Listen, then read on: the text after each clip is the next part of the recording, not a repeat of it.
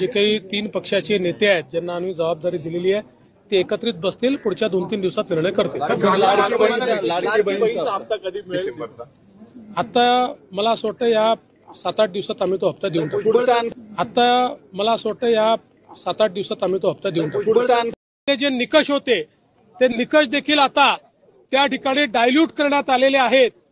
ज्यांची नावं सुटली होती आणि जे खरे बेघर आहेत, मग ते शेतकरी असो महिला असो, अशा सगळ्यांना नव्या सर्वेक्षणामध्ये त्या ठिकाणी इन्क्लूड करण्यात येणार आहे। ती जी यादी बनेल त्या यादीतल्या लोकांनाही येत्या 5 वर्षामध्ये घरं द्यायची हा निर्णय माननीय मोदीजींनी केलेला आहे आणि तो पर्यंतचे पैसे 2.5 कोटी महिलांच्या खात्यामध्ये आम्ही टाकून दिले।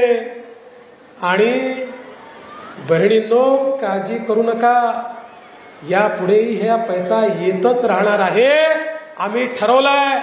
पण मला आपल्याला सांगायचं आणि त्यानंतर 12 महिने 365 दिवस आमच्या शेतकऱ्यांना दिवसा 12 तासाची वीज ही शेतीमध्ये मिळेल आणि कोणी रात्री मागितली तर रात्री मिळेल, कोणाला 24 तास पाहिजे असेल तर 24 तास वीज ही आमच्या शेतकऱ्यांना मिळेल।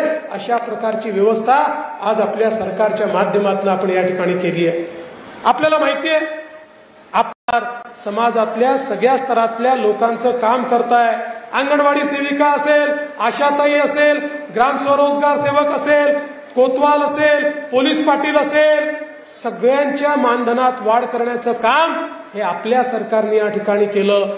पहिलं ओबीसी मंत्रालय आपल्या सरकारने काढलं, ओबीसी करता 46 GR आपल्या सरकारने काढले, ओबीसी करता 52 हॉस्टेल आपल्या सरकारने तयार केले, ओबीसी करता शिष्यवृत्तीची योजना आपल्या सरकारने तयार केली, ओबीसी करता परदेशी शिष्यवृत्तीची योजना आपल्या सरकारने तयार केली, दलित आदिवासींकरता स्वयंसारखी योजना आपल्या सरकारने तयार केली, दलित आदिवासी मुलांना खासगी शाळेमध्ये 50-50 हजार रुपये फी भरून त्या ठिकाणी शिक्षणाची व्यवस्था आपल्या सरकारने तयार केली, PhD करता 30,000 रुपये महिना देण्याची व्यवस्था आपल्या सरकारने सुरू केली।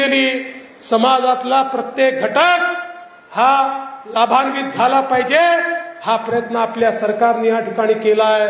बंधू भगिनींनो, हे तुमचं सरकार आहे, सामान्य माणसाचं सरकार आहे। या ठिकाणी दीन दलित गोर गरीब आदिवासी शेतकरी शेतमजूर महिला ओबीसी अल्पसंख्याक प्रत्येकाच्या जीवनात आम्ही परिवर्तन घडवतो आहे।